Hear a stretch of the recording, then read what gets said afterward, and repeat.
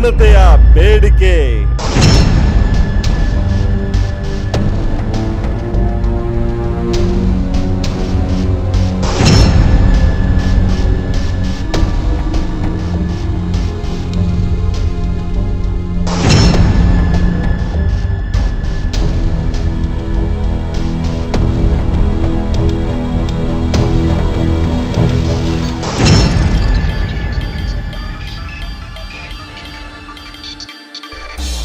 ಎರಡನೇ ಮಹಾಯುದ್ಧದ ನಂತರ ನಡೆದಿರುವ ಎಲ್ಲ ಪ್ರಮುಖ ಯುದ್ಧಗಳು ನಡೆದಿರುವುದು ಪೆಟ್ರೋಲಿಯಂ ಉತ್ಪನ್ನಗಳಿಗಾಗಿ ಮತ್ತು ಪ್ರಮುಖ ಸಂಘರ್ಷಗಳು ನಡೆದಿರುವುದು ನೀರಿಗಾಗಿ. ಇರಾನ್ ಇರಾಕ್ ಯುದ್ಧ, ಕುವೈಟಿನ ಮೇಲೆ ಇರಾಕ್ ದಾಳಿ, ಅಮೆರಿಕದ ಪ್ರತೀಕಾರ, ಅದು ಲಿಬಿಯಾ, ಸಿರಿಯಾ ಮುಂತಾದ ಹಲವಾರು ದೇಶಗಳಲ್ಲಿ ನಡೆಸಿದ ಮತ್ತು ನಡೆಸುತ್ತಿರುವ ರಾಜಕೀಯ ಮತ್ತು ಮಿಲಿಟರಿ ಮಧ್ಯಪ್ರವೇಶ, ಇವಕ್ಕೆಲ್ಲ ಕಾರಣ ಪೆಟ್ರೋಲಿಯಂ. ಯಾಕಂದರೆ ಪೆಟ್ರೋಲಿಯಂ ಆಧುನಿಕ ಯುಗದಲ್ಲಿ ಅಭಿವೃದ್ಧಿಯ ಬೆನ್ನೆಲುಬಾಗಿದೆ. ಅದರ ಬೆಲೆಯ ಏರಿಳಿಕೆ ದೇಶದ ಆರ್ಥಿಕತೆಯನ್ನು ತಲ್ಲಣಗೊಳಿಸುತ್ತದೆ. ಎಲ್ಲಕ್ಕೂ ಮುಖ್ಯವಾಗಿ ಈ ಏರಿಳಿಕೆ ಸ್ವಂತ ವಾಹನವನ್ನೇ ಹೊಂದಿರದ ಜನಸಾಮಾನ್ಯರ ಜೀವನವನ್ನು ಬೇರೆ ಬೇರೆ ರೀತಿಯಿಂದ ತತ್ತರಗೊಳಿಸುತ್ತದೆ. ಅಲ್ಲದೆ ಅವರ ಜೀವನದಲ್ಲಿ ಅತ್ಯಂತ ಅಗತ್ಯವಾದುದು ಸಾರ್ವಜನಿಕ ಸಾರಿಗೆ ವ್ಯವಸ್ಥೆಯಾದ ಸರಕಾರಿ ಮತ್ತು ಖಾಸಗಿ ಬಸ್ ಹಾಗೂ ಆಟೋ ರಿಕ್ಷಾ. ಇದೀಗ ನಾನಾ ಕಾರಣಗಳಿಗಾಗಿ ಅಂತಾರಾಷ್ಟ್ರೀಯ ಕಚ್ಚಾ ತೈಲದ ಬೆಲೆ ನಿರಂತರವಾಗಿ ಇಳಿಯುತ್ತಿರುವ ಕಾರಣದಿಂದ ಸರ್ಕಾರ ಡೀಸೆಲ್, ಪೆಟ್ರೋಲ್ ಹಾಗೂ LNG ಬೆಲೆಯನ್ನು ಇಳಿಸಿದೆ. ಈ ಹಿನ್ನೆಲೆಯಲ್ಲಿ ಕರಾವಳಿಯ ದಕ್ಷಿಣ ಕನ್ನಡ ಮತ್ತು ಉಡುಪಿ ಜಿಲ್ಲೆಗಳಲ್ಲಿ ಸಾರ್ವಜನಿಕ ಸಾರಿಗೆಗಳಾದ ಬಸ್ ಮತ್ತು ರಿಕ್ಷಾ ದರ ಇಳಿಕೆಯಾಗಬೇಕು ಎಂಬುದು ಜನಸಾಮಾನ್ಯರ ಬಲವಾದ ಬೇಡಿಕೆ. ಆದರೆ ವಾಸ್ತವವಾಗಿ ಆಗುತ್ತಿರುವುದು ಏನು ಮತ್ತು ಈ ಕುರಿತು ಇರುವ ಗೊಂದಲದ ವಿಶ್ಲೇಷಣೆಯೇ ಈ ವಾರದ ಲೇಟೆಸ್ಟ್ ಸ್ಪೆಷಲ್ ನ್ಯೂಸ್. ಹಗಲು ದರೋಡೆ, ಬಸ್ ರಿಕ್ಷಾ ದರ ಇಳಿಕೆ, ಜನತೆಯ ಬೇಡಿಕೆ. ಗೊಂದಲದ ಗೂಡಾಗಿದೆ ಬಸ್ ರಿಕ್ಷಾ ದರ ಇಳಿಕೆ.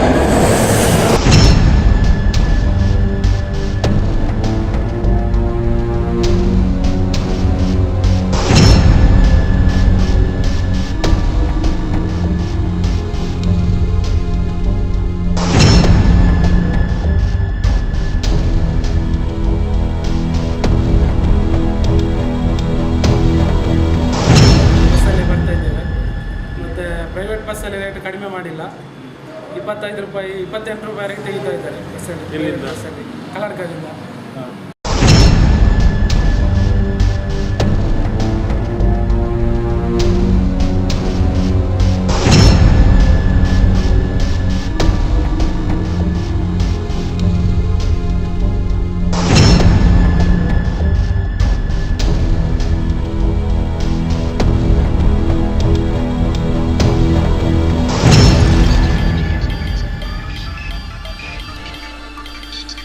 ಕೇಂದ್ರದ UPA ಸರ್ಕಾರ ಅಸ್ತಿತ್ವದಲ್ಲಿದ್ದಾಗ ಪೆಟ್ರೋಲಿಯಂ ಉತ್ಪನ್ನಗಳ ಬೆಲೆ ಆಗಿಂದಾಗೆ ಏರುತ್ತಿತ್ತು. ಆ ಸಂದರ್ಭದಲ್ಲಿ ಸಾರ್ವಜನಿಕ ಸಾರಿಗೆ ಕ್ಷೇತ್ರದ ಬಸ್ ಮತ್ತು ಆಟೋ ರಿಕ್ಷಾಗಳ ಪ್ರಯಾಣ ದರವನ್ನು ಏರಿಸಬೇಕು ಎಂಬ ಕೂಗು ಬಸ್ ಮಾಲಕರಿಂದ ಮತ್ತು ರಿಕ್ಷಾ ಚಾಲಕರಿಂದ ನಿರಂತರವಾಗಿ ಕೇಳಿಬರುತ್ತಿತ್ತು. ಇದು ಅನಿವಾರ್ಯವೂ ಆಗಿತ್ತು, ಅದಕ್ಕೆ ಸಮರ್ಥನೆಯೂ ಇತ್ತು. ಆದರೆ ಬಸ್ ಮತ್ತು ಆಟೋ ರಿಕ್ಷಾಗಳ ಪ್ರಯಾಣ ದರವನ್ನು ಏರಿಸುವ ಅಧಿಕಾರ ಬಸ್ ಮಾಲಕರಿಗೆ ಅಥವಾ ರಿಕ್ಷಾ ಚಾಲಕರಿಗೆ ಇರಲಿಲ್ಲ. ಆದರೆ ಡೀಸೆಲ್ ಮತ್ತು ಪೆಟ್ರೋಲ್ ದರ ಏರಿಕೆಯಾದಾಗ ಬಸ್ ಮಾಲಕರು ಮತ್ತು ರಿಕ್ಷಾ ಚಾಲಕರು ಯಾವುದೇ ಅಧಿಕಾರ ಇಲ್ಲದೆ ಪ್ರಯಾಣ ದರವನ್ನು ಏರಿಸಿದ್ದು ಇದೆ. ಬಡಪಾಯಿ ಪ್ರಯಾಣಿಕರು ತೆಪ್ಪಗೆ ಅದನ್ನು ಪಾವತಿಸಿ ಸಹಿಸಿಕೊಂಡದ್ದು ಇದೆ. ಅದಕ್ಕೆ ಸಮರ್ಥನೆಯೂ ಇತ್ತು. ಪ್ರಯಾಣಿಕರು ಆ ಸಲುವಾಗಿಯೇ ಅದನ್ನು ಸಹಿಸಿಕೊಂಡಿದ್ದರು. ಇಲ್ಲಿ ಒಂದು ಅಂಶವನ್ನು ಗಮನಿಸಬೇಕು. ಬಸ್ ಸಾರಿಗೆಯಲ್ಲಿ ಮಾಲಕರದ್ದೇ ಕಾರುಬಾರು. ಚಾಲಕ ಮತ್ತಿತರ ಸಿಬ್ಬಂದಿ ಕೇವಲ ದೈನಂದಿನ ಜೀವನ ನಿರ್ವಹಣೆಗಾಗಿ ದುಡಿಯುತ್ತಿರುವ ಕಾರ್ಮಿಕರು ಮಾತ್ರ. ಆದರೆ ರಿಕ್ಷಾ ಚಾಲಕರ ವಿಷಯದಲ್ಲಿ ಹಾಗಿಲ್ಲ. ರಿಕ್ಷಾ ಮಾಲಕನೇ ಚಾಲಕನಾಗಿರುವ ಸಂದರ್ಭವೇ ಹೆಚ್ಚು. ತುಂಬ ಮಂದಿ ಮಾಲಕನಿಗೆ ನಿರ್ದಿಷ್ಟ ಮೊತ್ತವನ್ನು ಪ್ರತಿನಿತ್ಯ ನೀಡಿ ಕೇವಲ ಚಾಲಕರಾಗಿ ದುಡಿಯುತ್ತಾರೆ. ಇಲ್ಲಿ ಲಾಭ ನಷ್ಟ ಕೇವಲ ಚಾಲಕರಿಗೆ ಮಾತ್ರ ಆಗಿರುವುದರಿಂದ ಏರಿಳಿಕೆಯಲ್ಲಿ ಮಾಲಕರಿಗೆ ಪಾತ್ರವಿಲ್ಲ.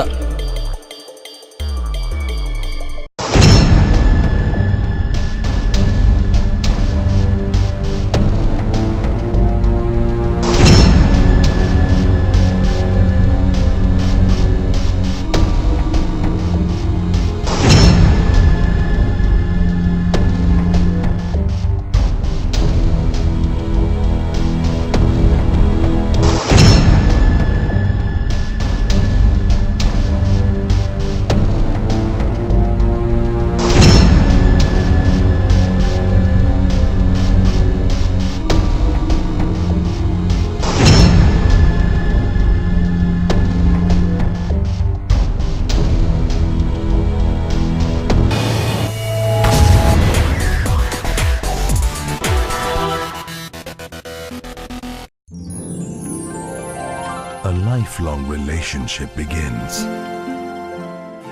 Today's special moments.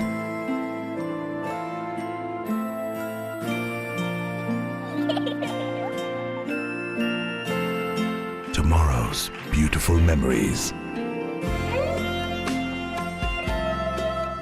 The relationship continues of the secure, comfortable, and loved Rohan Corporation, an everlasting relationship of trust and values. Whatever your choice of location, Inland has a home for you. For more than 2 decades, Inland Builders have been building homes that are best suited for one's need in the most prime locations of Mangalore, coupled with luxury futuristic designs and practicality.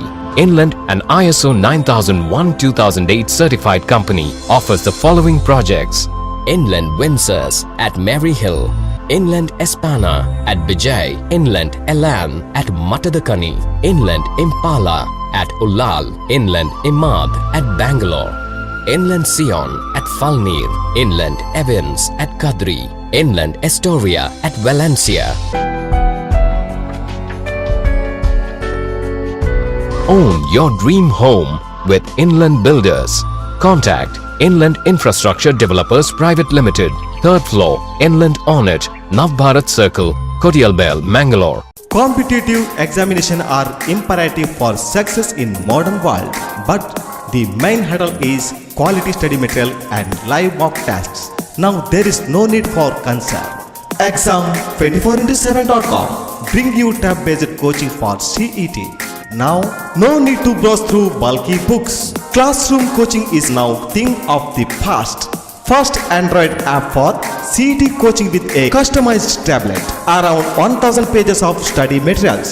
60 unit exam with instant answers can be downloaded into any tab with Android OS. High quality learning material. 12 full-length mock tests. Hundreds of explanatory videos. Online forum and exclusive helpline for doubt clearing. Online and postal coaching also available. Enroll now. Exam247.com. Second floor, Saidam, NH66 near Fishers College, Mangalore. Phone 0824 425 7722. Mobile 7795777722 77600 77722.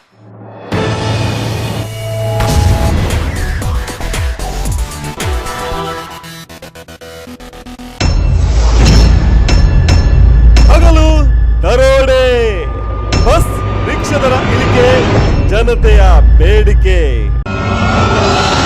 ದರ ಏರಿಕೆ ಆದದ್ದಾದರೂ ಹೇಗೆ? ಹಿಂದೆ ಆಗಿದ್ದ petroleum ಉತ್ಪನ್ನಗಳ ಬೆಲೆ ಏರಿಕೆಯ ಹಿನ್ನೆಲೆಯಲ್ಲಿ bus ಮಾಲಕರು ಮತ್ತು ರಿಕ್ಷಾ ಚಾಲಕರ ಬೇಡಿಕೆಗಳ ನ್ಯಾಯಬದ್ಧತೆಯನ್ನು ಮನಗಂಡ ಜಿಲ್ಲಾಧಿಕಾರಿಗಳು, ಜಿಲ್ಲಾ ದಂಡಾಧಿಕಾರಿ ಮತ್ತು ಸಾರಿಗೆ ಪ್ರಾಧಿಕಾರದ ಅಧ್ಯಕ್ಷರು ಎಂಬ ನೆಲೆಯಲ್ಲಿ ಪ್ರಾಧಿಕಾರದ ಸಭೆ ಕರೆದು ಪೆಟ್ರೋಲಿಯಂ ಉತ್ಪನ್ನಗಳ ಬೆಲೆ ಏರಿಕೆಯ ಒಂದೇ ಮಾನದಂಡವನ್ನು ಅನುಸರಿಸಿ ನ್ಯಾಯಬದ್ಧವಾಗಿ ಬೆಲೆ ಏರಿಕೆಗೆ ಆದೇಶ ನೀಡಿದ್ದರು. ಆದರೆ ಇದು ಕಾನೂನುಬದ್ಧವಾಗಿರಲಿಲ್ಲ. ಏಕೆಂದರೆ ಸಾರ್ವಜನಿಕ ಕ್ಷೇತ್ರದ ಸಾರಿಗೆ ದರ ಏರಿಕೆಯ ಅಧಿಕಾರ ಸರ್ಕಾರಕ್ಕಿದೆಯೇ ಹೊರತು ಸಾರಿಗೆ ಪ್ರಾಧಿಕಾರಕ್ಕಿಲ್ಲ. ಸರ್ಕಾರವು ಆದೇಶ ಹೊರಡಿಸಿ ದರ ಏರಿಕೆ ಮಾಡಬೇಕು.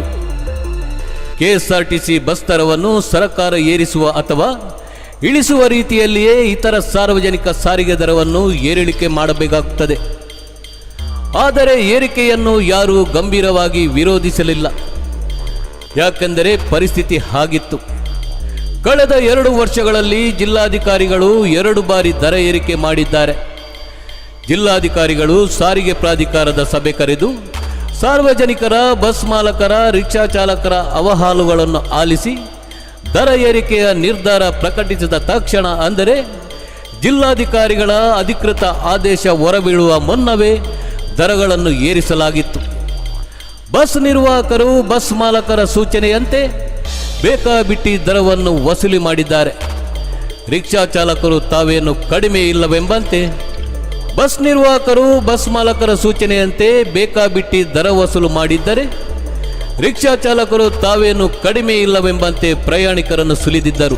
ಫ್ಲಾಗ್ ಮೀಟರ್ ಅನ್ನು ದರ ಏರಿಕೆಗೆ ಸರಿಯಾಗಿ ಹೊಂದಾಣಿಕೆ ಮಾಡಿಕೊಳ್ಳುವ ಮೊದಲೇ ದರ ಏರಿಕೆಯ ಅನಧಿಕೃತ ಕಾರ್ಡ್ ಅನ್ನು ತೋರಿಸಿ ಬಾಡಿಗೆ ವಸೂಲಿ ಮಾಡಿದ್ದರು. ಇದನ್ನು ಬಡಪಾಯಿ ಪ್ರಯಾಣಿಕರು ಸಹಿಸಿಕೊಂಡಿದ್ದರು. ಕಳೆದ 1 ವರ್ಷದಿಂದ ಪೆಟ್ರೋಲಿಯಂ ಉತ್ಪನ್ನಗಳ ದರ 9 ಬಾರಿ ಇಳಿಕೆಯಾಗಿದೆ. ಸುಮಾರು 100 ರೂಪಾಯಿಗೆ 20 ರೂಪಾಯಿಯಷ್ಟು ಇಳಿದಿದೆ. 10-20 ಬಸ್ಗಳಿರುವ ಮಾಲಕರಿಗೆ ದಿನವಹಿ ಲಕ್ಷಾಂತರ ರೂಪಾಯಿ ಲಾಭವಾಗುತ್ತಿದೆ. ಈ ಲಾಭವನ್ನು ಪ್ರಯಾಣಿಕರಿಗೆ ವರ್ಗಾಯಿಸಲು ಅವರಿಗೆ ಅಡ್ಡಿಯಾದರೂ ಏನಿದೆ? ಇರುವುದು ಲಾಲಾಸೆ ಮಾತ್ರ. ರೋಡ್ ಬಗ್ಗೆ ಟ್ರಾಫಿಕ್ ನೆಟ್ ಎಂಕ್ಲೆ ಗ್ಯಾಸ್ ಮಸ್ತ್ ಟ್ರಾಫಿಕ್ ಜಾಮ್ ಹಾಕೊಂಡು ಮುಂಚೆನೆ ಈ ಇನ್ಶೂರೆನ್ಸ್ದ ವರ್ಷ ಏರೋ ಒಂದಿಲ್ಲ ಆಯ್ತಾ ಕಮ್ಮಿ ಮಾಡ್ತಿದ್ದಾರೆ. ಬಾಕಿ ಲೇಬರ್ ಪ್ರತಿಯೊಂದು ಈ ಗ್ಯಾರೇಜ್ ಲೇಬರ್ ಆವಾಡು ಪೆಟ್ಟಿಗೆ ತಂದು ಆವಾಡು ಪೂರ ಏರೊಂದೇ ಉಂಟು ಆಯ್ತಾ. ಬಾಕಿ ಅವೆಲ್ಲ ಕಮ್ಮಿ ಉಂಟು ಹತ್ತಿರ ಹೋಟೆಲ್ ನೆಕ್ಲಿಗೆ ಒಂದು ದಿನ ಹೋಗ್ತಿ 100 ರೂಪಾಯಿ ಖರ್ಚು ಚಾಕ್ ತಿರಿಯಲ್ಲ ನೆಕ್ಬೋದು ಆಯ್ತಾ. ಬಗ್ಗೆ ಎಲ್ಲ ಪರಿಶೀಲನೆ ಮಲ್ತದೆ ಬೋಡು ಏಕೆ ಕಮ್ಮಿ ಮಲ್ಪಡ್ಕೊಂಡ ಎಂಕ್ಲಿಗೆ ಮಾತ್ರ ಇದೆ ಜಿಲ್ಲೆ ಪೂರ ಕಡೆ ಎಲ್ಲ ಆತಿಸಿ ನಮ್ಮ ಮೂಲೆ ಅರ್ಜೆಂಟ್ ಆತು ಮಲ್ಪಡ್ಕೊಂಡ ಒಂದು ಬಂಗ ಅಂಚೆ ಎಂಕ್ಲಿಗೆ ಆಯ್ತು ಅವೇನ ತೋಡು ಓಕೆ. ಈ ಟ್ರಾಫಿಕ್ ನೆಟ್ ಎಂಕ್ಲಿಗೆ ಪೆಟ್ರೋಲ್ದ ಒಂದು ಮಸ್ತ್ ಹಾಕೋದು ಬೇರೆ ಪೋಡ ಪೂರ ಕೊಟ್ಟಿಲ್ಲ. ತಮ್ಮ ಆದಾಯದ ಜೀವನಾಡಿಯಾಗಿರುವ ಪ್ರಯಾಣಿಕರ ಬಗ್ಗೆ ಇವರಿಗೆ ಇಷ್ಟೇಕೆ ಅಸಡ್ಡೆ? ಕಾರಣವೆಂದರೆ ಬಸ್ ಮಾಲಕರು, ರಿಕ್ಷಾ ಚಾಲಕರು ಸಂಘಟಿತರಾಗಿದ್ದಾರೆ. ಪ್ರಯಾಣಿಕರು ಮಾತ್ರ ಅಸಂಘಟಿತರು. ಅವರನ್ನು ಸಂಘಟಿಸಬೇಕಾಗಿದ್ದ, ಅವರ ಪರವಾಗಿ ಧ್ವನಿ ಎತ್ತಬೇಕಾಗಿದ್ದ ರಾಜಕೀಯ ಪಕ್ಷಗಳು ಯಾಕೆ ಸುಮ್ಮನಿವೆ? ಯಾಕಂದರೆ ರಾಜ್ಯದಲ್ಲಿ ತಮ್ಮ ಆಡಳಿತವಿದೆ ಹಾಗೂ ಸರ್ಕಾರಿ ಬಸ್ ದರದಲ್ಲೂ ಕೇವಲ ನಿಕೃಷ್ಟ ಇಳಿಕೆಯನ್ನು ಮಾತ್ರ ಮಾಡಲಾಗಿದೆ ಎಂಬುದಕ್ಕಾಗಿ ಕಾಂಗ್ರೆಸ್ ಸುಮ್ಮನಿದೆ. ಬಿಜೆಪಿ ದರ ಇಳಿಕೆಗಾಗಿ ಪ್ರತಿಭಟನೆಯನ್ನೇನೋ ಮಾಡಿದೆ. ಆದರೆ ಪ್ರತಿಭಟನೆ ಮಾಡಿರುವುದು ಸರ್ಕಾರಿ ಬಸ್ ದರ ಇಳಿಕೆಯ ಕುರಿತು ಮಾತ್ರವೇ ಹೊರತು ಖಾಸಗಿ ಬಸ್ಸುಗಳ ಕುರಿತು ಚಕಾರ ಶಬ್ದವನ್ನು ಮಾಡಿಲ್ಲ. ಏಕೆಂದರೆ ಕರಾವಳಿಯಲ್ಲಿ ಹೆಚ್ಚಿನ ಬಸ್ ಮಾಲಕರು ಬಿಜೆಪಿಯ ಪೋಷಕರಾಗಿರುವುದು. ಇವರು ಮಾತಿನಲ್ಲಿ ತಾವು ಸಾರ್ವಜನಿಕರ ಸೇವೆಗಾಗಿ ಬಸ್ ನಡೆಸುತ್ತಿರುವುದಾಗಿ ಬಸ್ ಮಾಲಕರು ಹೇಳುತ್ತಾರೆ. ಆದರೆ ಇವರು ಲಾಭಕ್ಕಾಗಿ ಮಾತ್ರ ವ್ಯವಹಾರ ನಡೆಸುತ್ತಾರೆ ಎಂಬುದು ಈಗಿನ ನಡವಳಿಕೆಯಿಂದ ಸ್ಪಷ್ಟವಾಗಿದೆ. ಖಾಸಗಿಗೆ ಬದಲಾಗಿ ಸರ್ಕಾರಿ ಬಸ್ಸುಗಳನ್ನು ರಸ್ತೆಗಿಳಿಸಲಿ ಎಂದು ಸಾರ್ವಜನಿಕರು ಹೇಳುತ್ತಿದ್ದಾರೆ. ಆದರೆ ಸರ್ಕಾರ ಮಾಡಿದ್ದೇನು?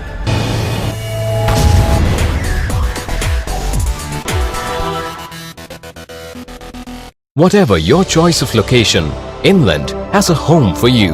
For more than 2 decades, Inland Builders have been building homes that are best suited for one's need in the most prime locations of Mangalore.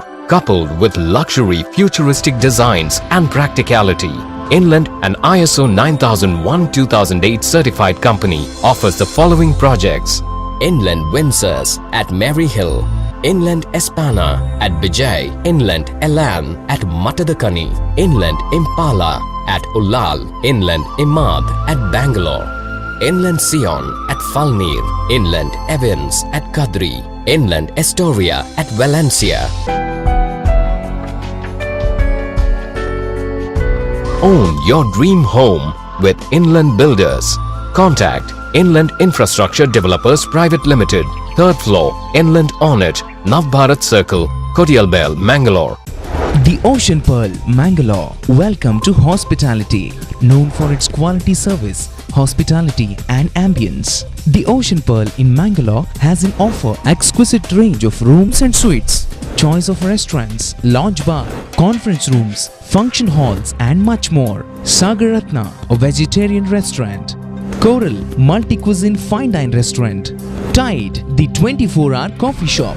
The Jazz, lounge bar. Jade, party hall. Pacific, banquet hall.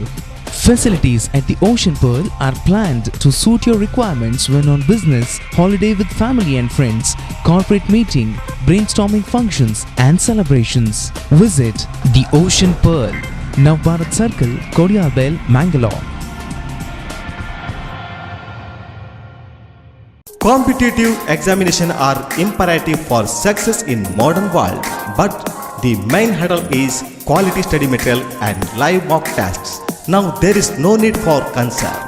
Exam24x7.com bring you tab-based coaching for CET. Now no need to browse through bulky books. Classroom coaching is now thing of the past. First Android app for CET coaching with a customized tablet. Around 1000 pages of study materials. 60 unit exam with instant answers. Can be downloaded into any tab with Android OS. High quality learning material. 12 full-length mock tests. Hundreds of explanatory videos. Online forum and exclusive helpline for doubt clearing. Online and postal coaching also available. Enroll now. Exam247.com. Second floor, Saidam, NH 66 near Fishers College, Mangalore. Phone 0824 425 7722. Mobile 7795777722 77600 77722. Hello this is Johnny liver Tulu cinema उत्सव को मेरी तरफ से बहुत बहुत शुभकामनाएं माता ऊटरने लगे नमस्कार wish all the best hello friends मैं हूँ friend all the best for Malani talking Tulu cinema Hi, this is Rakhi Sawant and all the best for Tulu Cinema Utsav. Hi this is Ahmed Khan all the best to Tulu cinema Utsav Hi, this is Subra Datta here. All the very very best for Tulu Cine Mahotsav. Hi I am Ganesh Acharya all the best Tulu cinema उत्सव ತುಳು ಸಿನಿಮೋತ್ಸವ 31 ಜನವರಿ 2015 ಶನಿವಾರ ಸಂಜೆ 5 ಗಂಟೆಗೆ ನಿಮ್ಮ ಮಂಗಳೂರಿನ forum Fiza ಮಾಲ್ನಲ್ಲಿ. Tulu ಸಿನೆಮೋತ್ಸವ ಸಿನೆಮೋತ್ಸವ Tulu ಸಿನೆಮೋತ್ಸವ.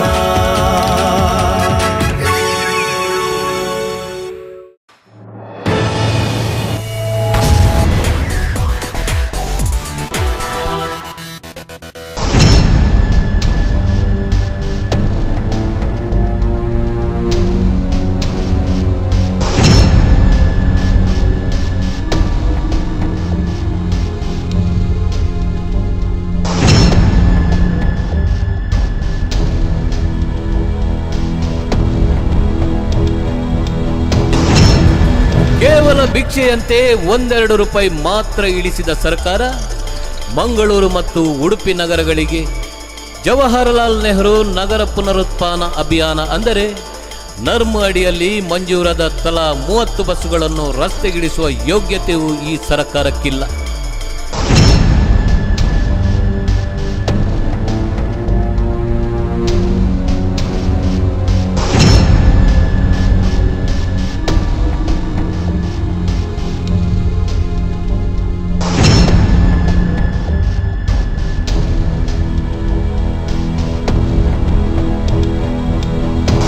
ಇನ್ನು rickshaw ಚಾಲಕರ ವಿಷಯಕ್ಕೆ ಬರೋಣ. ಪೆಟ್ರೋಲ್ ಬೆಲೆ ಏರಿಕೆ ಬೆನ್ನಲ್ಲೇ LNG ಬೆಲೆಯೂ ಏರಿಕೆಯಾದ ಹಿನ್ನೆಲೆಯಲ್ಲಿ ಜಿಲ್ಲಾಧಿಕಾರಿ ಅವರು ಬಸ್ ದರದಂತೆಯೇ ಅದೇ ಮಾನದಂಡದಲ್ಲಿಯೇ ರಿಕ್ಷಾ ದರವನ್ನು ಏರಿಸಿದ್ದರು. ಆಗ ಸುಮ್ಮನಿದ್ದ ರಿಕ್ಷಾ ಚಾಲಕರಿಗೆ ಈಗ ದರವನ್ನು ಇಳಿಸಿದಾಗ ಮಾತ್ರ ಸಾರಿಗೆ ಪ್ರಾಧಿಕಾರಕ್ಕೆ ದರ ಇಳಿಕೆಯ ಅಧಿಕಾರವಿಲ್ಲವೆಂಬುದು ನೆನಪಾಗಿ ನ್ಯಾಯಾಲಯದ ಮೊರೆ ಹೋಗಲು ನಿರ್ಧರಿಸಿದ್ದಾರೆ. ಅವರು ತೆಗೆದಿರುವ ಇನ್ನೊಂದು ತಗಾದೆ ಎಂದರೆ ಹೊಸ ದರದ ಹಿನ್ನೆಲೆಯಲ್ಲಿ ಫ್ಲಾಗ್ ಮೀಟರ್ ಅನ್ನು ಮತ್ತೆ ಮರು ಹೊಂದಾಣಿಕೆ ಮಾಡಬೇಕಾಗುತ್ತದೆ. ಅದಕ್ಕೆ ಕನಿಷ್ಠವೆಂದರೂ 500 ರೂಪಾಯಿ ಖರ್ಚು ಬರುತ್ತದೆ ಎಂಬುದು. ಅದನ್ನು ಯಾರು ಕೊಡುತ್ತಾರೆ ಎಂಬುದು ಅವರ ಪ್ರಶ್ನೆ. ಆದರೆ ಈ ಹಿಂದೆ ದರ ಏರಿಸಿದಾಗ ಈ ಪ್ರಶ್ನೆ ಬಂದಿರಲೇ ಇಲ್ಲ. ಬದಲಾಗಿ ಅಧಿಕೃತ ಆದೇಶ ಹೊರಬೀಳುವ ಮುನ್ನವೇ ರಿಕ್ಷಾಗಳಲ್ಲಿ ಮೀಟರ್ ಅನ್ನು ಬದಲಾಯಿಸದೆ ಪ್ರಯಾಣ ದರ ಹೊಂದಾಣಿಕೆಯ ಹೊಸ ದರ ಪಟ್ಟಿಯನ್ನು ಪ್ರಯಾಣಿಕರಿಗೆ ತೋರುವಂತೆ ಪ್ರದರ್ಶಿಸಿ ಬಾಡಿಗೆ ವಸೂಲು ಮಾಡಿದ್ದರು.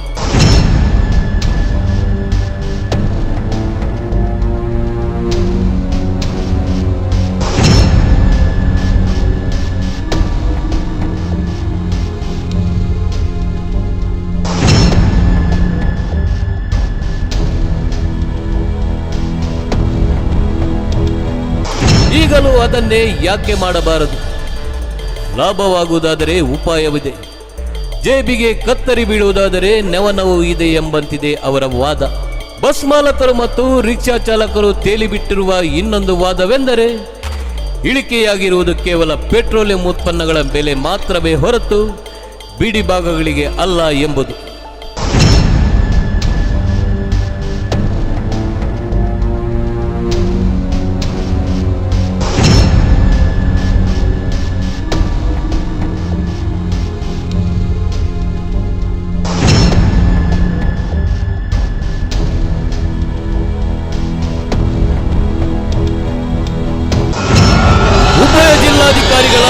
ವಿರೋಧ ನಿಲುವು.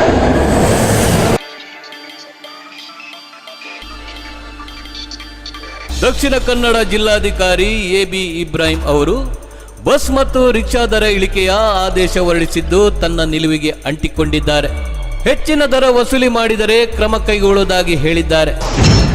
ಇದಕ್ಕೆ ಪೂರಕವಾಗಿ ಜಿಲ್ಲಾ ಸಾರಿಗೆ ಅಧಿಕಾರಿ ಅಫ್ಜಲ್ ಖಾನ್ ಅವರು ಹೆಚ್ಚಿಗೆ ದರ ವಸೂಲಿ ಮಾಡುವ ವಾಹನಗಳ ನಂಬರನ್ನು ತಿಳಿಸಿ ಕಾರ್ಡ್ ಮೂಲಕ ದೂರು ನೀಡಿದರೆ ಸಾಕು, ಕ್ರಮ ಕೈಗೊಳ್ಳುವುದಾಗಿ ಹೇಳಿದ್ದಾರೆ. ಇದಕ್ಕೆ ವ್ಯತಿರಿಕ್ತವಾಗಿ ಉಡುಪಿ ಜಿಲ್ಲಾಧಿಕಾರಿ ಡಾಕ್ಟರ್ ವಿಶಾಲ್ ಅವರು ಸಾರಿಗೆ ಪ್ರಾಧಿಕಾರದ ಅಧ್ಯಕ್ಷನಾಗಿ ತನಗೆ ದರ ಏರಿಸುವ ಅಧಿಕಾರವಿಲ್ಲವೆಂದು, ಅದಕ್ಕೆ ಸರ್ಕಾರದ ಆದೇಶವೂ ಬೇಕೆಂದು, ಇಲ್ಲದಿದ್ದರೆ ಸಂಬಂಧಿಸಿದವರು ಆದೇಶದ ವಿರುದ್ಧ ಕೋರ್ಟಿಗೆ ಹೋಗುತ್ತಾರೆ ಎಂದು ಸರಿಯಾಗಿ ಹೇಳಿದ್ದಾರೆ. ದಕ್ಷಿಣ ಕನ್ನಡ ಜಿಲ್ಲಾಧಿಕಾರಿ ಅವರ ನಿಲುವು ನ್ಯಾಯಬದ್ಧವಾಗಿದ್ದರೂ ಕಾನೂನುಬದ್ಧವಾಗಿಲ್ಲ, ಆದರೆ ಜನಪರವಾಗಿದೆ. ಉಡುಪಿ ಜಿಲ್ಲಾಧಿಕಾರಿ ಅವರ ನಿಲುವು ಕಾನೂನುಬದ್ಧವಾಗಿದ್ದರೂ ನ್ಯಾಯಬದ್ಧವಾಗಿಲ್ಲ, ಬದಲಾಗಿ ಅಧಿಕಾರಿಶಾಹಿಗೆ ಅಂಟಿಕೊಂಡಿದೆ.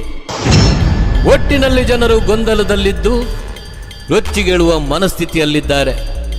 ಇಡೀ ಪ್ರಕರಣವು ಒಂದು ಪ್ರಜಾಪ್ರಭುತ್ವದಲ್ಲಿ ಕಾನೂನಿಗೆ ಹೆಚ್ಚಿನ ಮಾನ್ಯತೆ ನೀಡಬೇಕು ಅಥವಾ ನ್ಯಾಯಕ್ಕೋ, ಇಲ್ಲವೇ ಸಹಮತದಿಂದ ಎರಡರ ನಡುವೆ ಸಮನ್ವಯ ಸಾಧಿಸಿ ಪರಿಹಾರ ಕಂಡುಕೊಳ್ಳಬೇಕೋ ಎಂಬ ಗಂಭೀರ ಪ್ರಶ್ನೆಯನ್ನು ಎತ್ತಿದೆ.